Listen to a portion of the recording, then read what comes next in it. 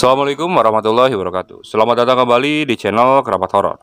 Kali ini saya akan membagikan suatu kisah dari salah seorang narasumber. Narasumber kali ini rumahnya berdekatan dengan rel kereta api. Pernah ada suatu kejadian di rel tersebut terjadi sebuah kecelakaan. Dan konon arwah dari korban kecelakaan itu bergentayangan. Bagaimana kisahnya? Simak terus videonya sampai selesai. Dan sebelum mulai ke ceritanya, alangkah baiknya kalian santaikan dulu saja diri kalian. Kalau bisa sambil ngopi, sambil makan. Dan kalau yang masih bekerja, alangkah baiknya kalian benar-benar tunggu waktu santainya, supaya kalian bisa menikmati cerita yang dibawakan oleh channel Keramat Horor ini dengan nyaman. Kalau sudah, kita mulai ke ceritanya.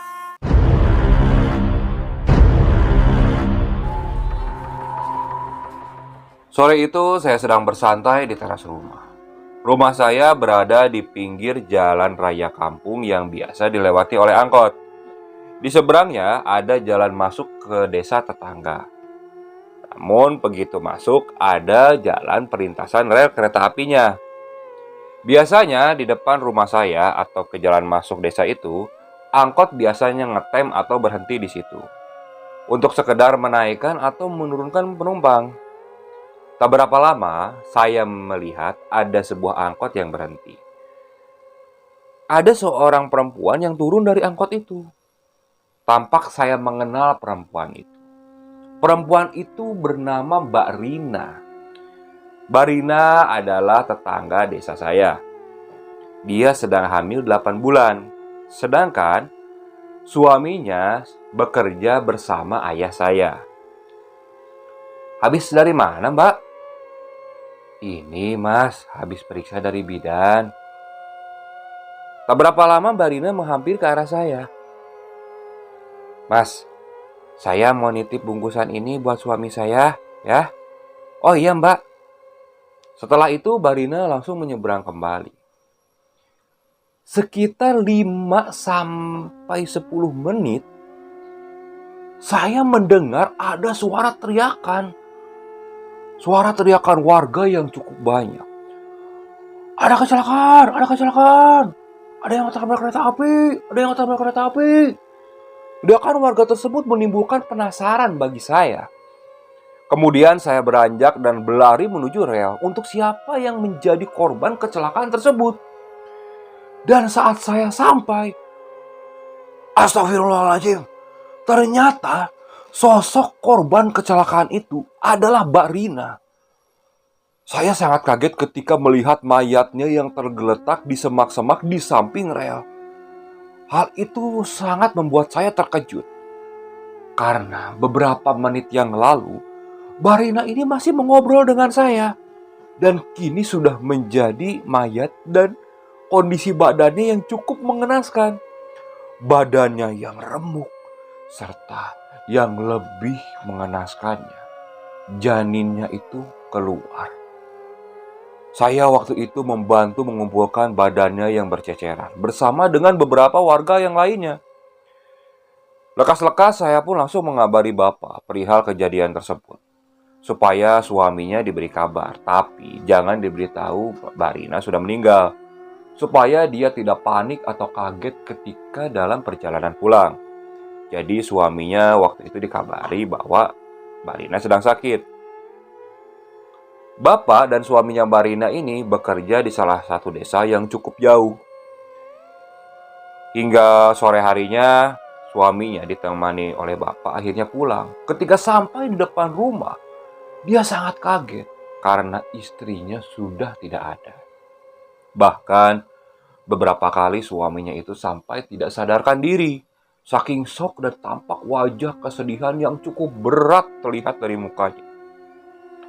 Saya waktu itu bersama bapak menemani dan coba menenangkan. Hingga akhirnya pukul 9 saya dan bapak pun pulang. Saat di perjalanan pulang, tepat di jalan raya, kami berpapasan dengan adik saya yang waktu itu baru pulang kuliah dari kabupaten sebelah. Adik saya termasuk bapak langsung pulang ke rumah. Waktu itu adik saya tidak tahu perihal yang dialami oleh Mbak Rina itu.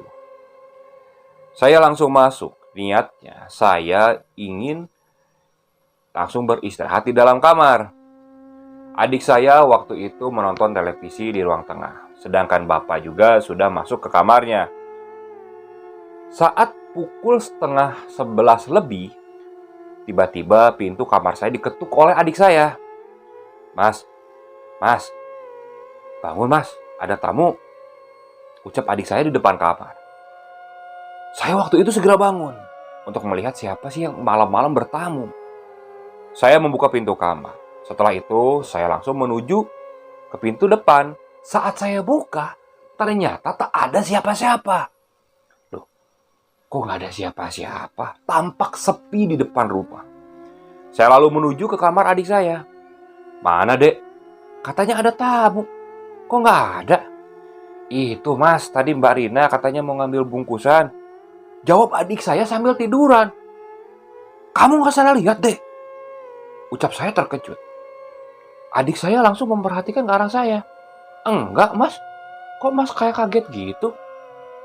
Wong tadi aku lihat Mbak Rina kok yang ngetok-ngetok. Katanya dia nitipin bungkusan ke Mas. Ucap adik saya sambil tetap tiduran. Kamu gak tahu, Dek?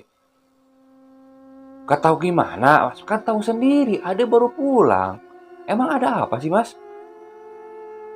Mbak Rina tadi sore kecelakaan, Dek, di depan. Tampak wajah terkejut adik saya ketika mendengar ucapan saya seperti itu. Mas gak bohong. Bener, Dek.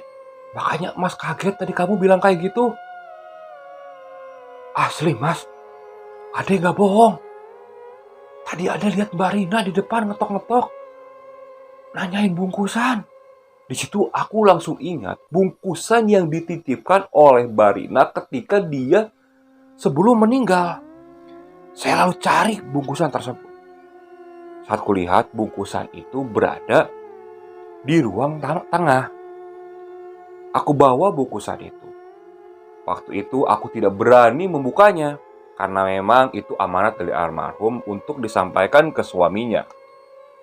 Saya bawa masuk ke dalam kamar. Saya simpan di dalam kamar. Saya memutuskan untuk langsung tidur waktu itu. Namun nyatanya saya tidak bisa tertidur. Entah penasaran atau kenapa, ada perasaan ingin melihat keluar. Pukul 12 malam waktu itu saya coba mengintip dari jendela kamar. Entah waktu itu kenapa, cuman rasanya ingin melihat sekitar saja. Saat gorden dibuka, tepat jendela saya ini bisa melihat ke arah jalan masuk ke desa sebelah, tepat ke arah perlintasan rel. Di situ saya melihat ada sesosok perempuan sedang berdiri di bawah remang rampu. Namun, aku tidak bisa melihat jelas wajahnya. Yang pasti dari postur tubuhnya itu, tubuh perempuan itu tidak karuan, alias hancur. Karena tampak dari kaki tangannya seperti habis kecelakaan. Anehnya waktu itu bukannya malah menutup gorden, aku malah terus menatap sosok itu dari kejauhan. Seakan aku terkesima. Hingga tak berapa lama, sosok itu seperti menggerakkan tangannya ke arahku, seperti meminta tolong. Di situ kesadaran saya baru langsung pulih. Dengan cepat saya langsung tutup gorden. Saya masuk langsung ke dalam selimut. Malamnya, entah pukul 1 atau setengah 2. Waktu itu karena saking takutnya saya langsung tertidur. Nah, di sela-sela saya tertidur itu, tepat di samping jendela kamar, saya mendengar ada suara tangisan perempuan. Tangisannya cukup pilu. Namun aku yakin itu pasti bukan manusia. Karena ngapain manusia pukul setengah 2 nangis di pinggir jendela orang? Saking takutnya, aku sempat terbangun. Aku cari headset waktu itu untuk menutupi telinga saya. Saya setel suara ngaji sekencang-kencangnya supaya saya tidak bisa mendengar suara tangisan itu. Dan ternyata usaha itu berhasil. Saya pun baru bangun ketika pagi hari. Pagi hari ketika bangun, saya bersama adik terus bapak saya kembali ke rumah almarhum Mbak Rina untuk membantu prosesi pemakaman. Tak lupa ketika sesudah prosesi pemakaman, saya memberikan bungkusan yang dititipkan oleh Mbak Rina itu kepada suaminya. Saat bungkusan itu dibuka, kami semua kaget karena di dalam bungkusan itu hanya ada bunga melati. Sepertinya Mbak Rina ini sudah mempunyai firasat bahwa dia akan meninggal dunia. Setelah selesai menguburkan, kami pun sorenya membantu mempersiapkan acara keagamaan. Setelah hari ketujuh acara keagamaan, saya waktu itu pulang malam dari rumah Mbak Rina. Saya pulang bersama tetangga saya, sebut saja namanya Rian. Jarak rumah Mbak Rina dari rumah saya bisa dibilang lumayan jauh juga. Ada sekitar 800 meter. Saat pulang dari rumah Mbak Rina ini, Rian bertanya kepada saya dengan polosnya. Posisi waktu itu, jaraknya sudah sekitar 50 meter lagi di perlintasan rel. Bro, kemarin Mbak Rina meninggal, tergeletaknya di mana? Aku langsung terkejut mendengar pertanyaan si Rian itu. Karena posisi itu malam dan dekat tempat kejadiannya. Aku langsung menoleh dengan tatapan yang sedikit marah. Dengan polosnya, si Rian itu biasa saja. Di mana, bro? Di sebelah mana ke waktu itu ketabraknya? Yan, diem. Enggak, kan cuma penasaran. Dengar-dengar kan katanya sampai hancur gitu ya, ucap Rian. Dan tanpa sengaja saat saya menoleh ke tempat di mana ditemukannya mayat Mbak Rina itu, saya melihat dengan jelas ada sosok perempuan yang sedang duduk di semak-semak tersebut. Saya langsung menghentikan langkah saya. Rian waktu itu tidak sadar. Kenapa, bro? Ayo. Yan, itu Yan.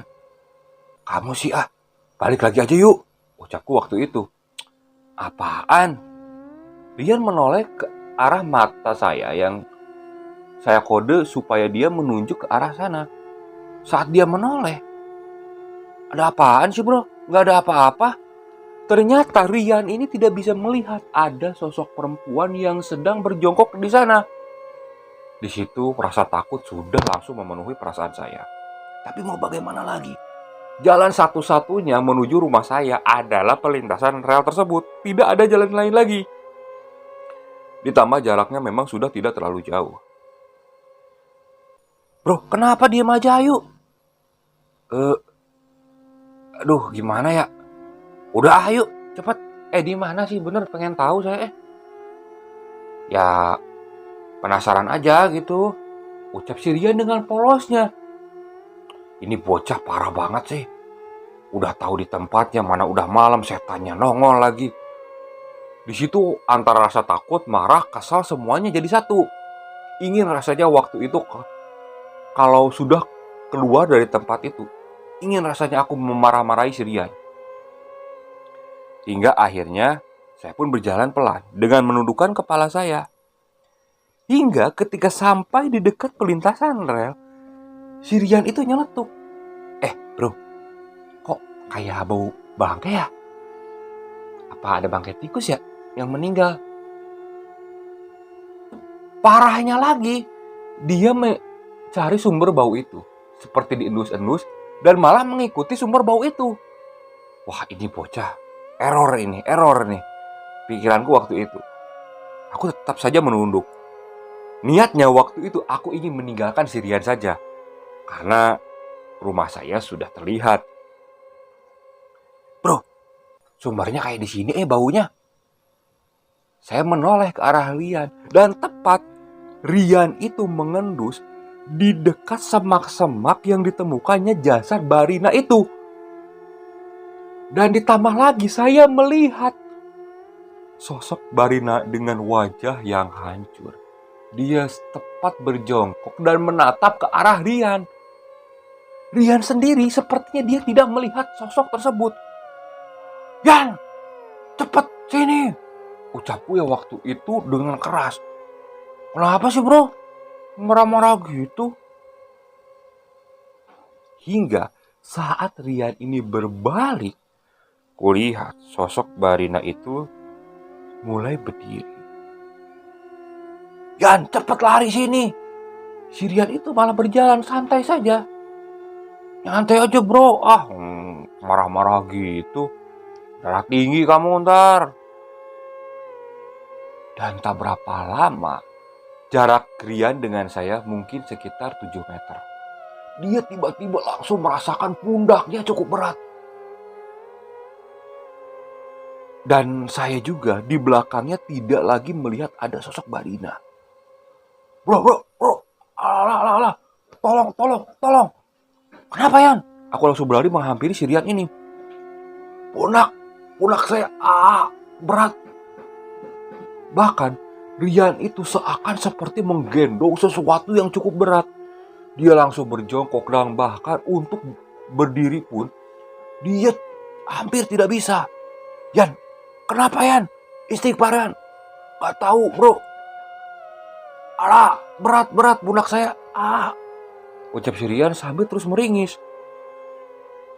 Waktu itu saya coba melihat sekeliling. Tak ada orang yang bisa dimintai tolong. Saya coba langsung membopong Rian. Dan waktu itu saya rasakan tubuh Rian biasa saja. Namun katanya Rian ini merasakan di pundaknya cukup berat. Dia terus meringis sampai di depan rumah saya. Di depan rumah saya, waktu itu Bapak masih belum datang. Kondisi Bapak masih di rumah Mbak Rina. Saya bingung waktu itu harus bagaimana. Sedangkan di teras rumah, Rian masih saja terus meringis. Hingga tak berapa lama, Bapak waktu itu pulang bersama tetangga saya. Nah, ketika sampai di teras rumah, Bapak kaget melihat si Rian seperti itu. Saya lalu menceritakan kepada Bapak. Bapak hanya tersenyum. Tak berapa lama, Bapak mengusapkan tangannya ke dekat pundak Rian itu. Dan setelah itu, anehnya, dia langsung merasakan punggung atau belakangnya itu enteng lagi.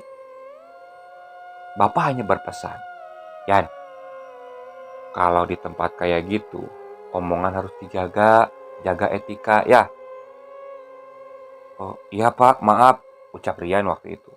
Bapak langsung masuk ke dalam rumah.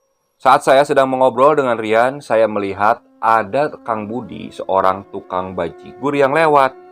Dia sedang mendorong gerobaknya. Mang Budi, sini Mang," ucap saya. Saya waktu itu membeli bajigur dan beberapa cemilan untuk menemani kami mengobrol semalaman. "Mau ngidol kemana Mang?" "Itu mau ke desa seberang." "Masih banyak Mang?" "Iya, lagi sepi," ucap Mang Budi. Setelah itu dia melanjutkan lagi perjalanannya. Semalaman tak ada kejadian yang aneh yang saya alami dengan Rian. Namun esok harinya kami digegerkan. Mang Budi ditemukan tak sadarkan diri. Anehnya gerobak Mang Budi itu ditemukan tak jauh dari jasad Mbak Rina tergeletak. Rute atau jalannya itu tidak bisa dilewati oleh gerobak. Waktu itu Mang Budi juga tergeletak di dekat semak-semak tersebut. Saya yang mendengar keributan tersebut langsung menghampiri bersama Rian, karena Rian waktu itu menginap di rumah saya. Saat sampai di sana, tampak wajah shock dan sangat ketakutan dari Mang Budi. Beberapa kali warga coba menenangkannya dulu. Hingga akhirnya setelah 15 menit lebih, Mang Budi terlihat cukup tenang. Sebelum menceritakan, warga membantu dulu untuk memikirkan gerobak Mang Budi. Karena kulihat waktu itu untuk memindahkan gerobaknya saja membutuhkan 4 orang. Sedangkan malam tadi kalau logikanya Mang Budi mendorong sendiri, Kok bisa? Karena memang jalannya tidak bisa dilewati oleh gerobak. Nah, setelah cukup tenang, Mang Budi lalu menceritakan.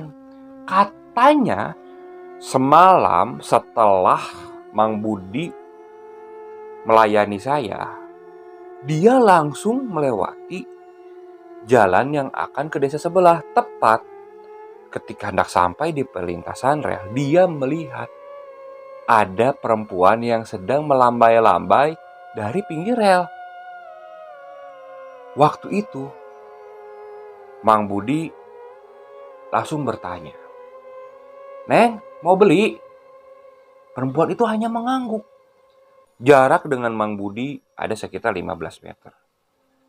"Kesini aja, Neng. Mang gak bisa ke situ jalannya," ucap Mang Budi. Perempuan itu lalu menghampiri.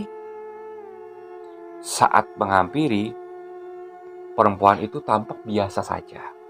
Tidak ada rupa menyeramkan. Namun ketika mendekat, Mang Budi mencium ada aroma bau melati. "Mau beli berapa, Neng?" Perempuan itu hanya mengacukan jarinya saja, tidak berbicara. Mang Budi lalu membikinkan. Setelah selesai, dia siapkan. "Ini, Neng." Perempuan itu memberikan sejumlah uang. Dan saat Mang Budi hendak mendorong kembali gerobaknya, perempuan itu memegang baju Mang Budi, seperti memberi kode. Mang Budi menoleh. "Ada apa lagi, Neng?" Tangannya memberikan isyarat supaya Mang Budi mengikutinya ke sana. "Mau ngapain, Neng?" "Abang mau keliling dulu." Dan tiba-tiba saat Mang Budi bilang seperti itu, wajah dari sosok itu berubah. Berubah menjadi ketika saat Barina ini meninggal atau pas ketabrak keretanya. Wajah yang hancur, dari perut keluar darah, serta beberapa bagian tubuhnya yang tidak ada. Mang Budi melihat penampakan itu langsung shock. Dia langsung tak sadarkan diri. Nah, itu kejadian terakhir yang diingat oleh Mang Budi. Dan anehnya, kenapa Mang Budi berikut gerobaknya itu bisa pindah tempat? Padahal jelas-jelas Mang Budi itu terakhir ingat dia pingsan di situ. Nah, setelah itu memang terdengar banyak warga yang katanya melewat rel tersebut sering mendengar tangisan atau melihat arwah Barina. Bahkan beberapa ibu-ibu yang rumahnya di samping rel, rata-rata mereka yang mempunyai anak kecil di bawah 3 tahun, mereka mengalami teror oleh Barina itu.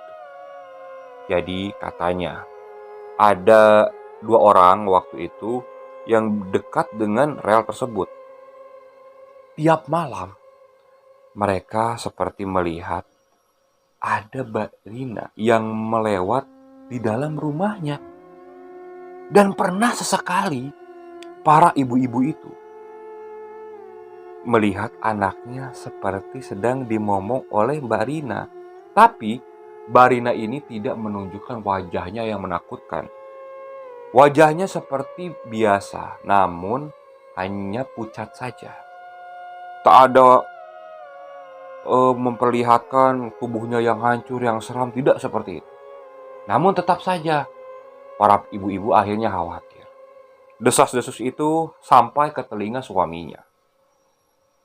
Suaminya waktu itu berdiskusi dengan ayah saya bagaimana solusinya, karena dia tidak mau juga arwah istrinya itu dijadikan fitnah oleh setan atau jin di tempat itu. Hingga akhirnya bapak suaminya Barina coba menemui pemuka agama. Mereka sepakat dengan beberapa warga akan mengadakan pengajian di pinggir rel. Waktu itu kami dengan desa sebelah mengadakan pengajian selepas Isya. Dan setelah kejadian itu pula, hampir semua tidak pernah melihat kembali penampakan Barina. Aneh, tapi memang seperti itu. Memang di tempat saya ini, kalau ada orang kecelakaan meninggal, memang sudah tidak aneh. Warga sudah tahu bahwa besok malamnya atau malamnya dan malam selanjutnya pasti akan ada sosok yang menyerupai korban kecelakaan tersebut. Dan pasti menteror warga yang lewat atau rumahnya yang berdekatan dengan rel tersebut. Oke, sekian untuk cerita kali ini. Saya mohon maaf apabila masih banyak kekurangan dalam pembawaan ceritanya. Kritik dan sarannya silakan kalian bisa cantumkan di kolom komentar. Tetap support channel kami. Jangan lupa, sebelum selesai nonton, alangkah baiknya bagi para penonton yang belum subscribe, silahkan klik tombol subscribe-nya. Dan bagi para penonton yang masih terus setia mengikuti cerita dari channel Keramat Horor ini, saya ucapkan banyak-banyak terima kasih. Semoga kalian selalu dilancarkan rezekinya dan selalu diberi kesehatan. Terus ikuti cerita kami dan Assalamualaikum warahmatullahi wabarakatuh.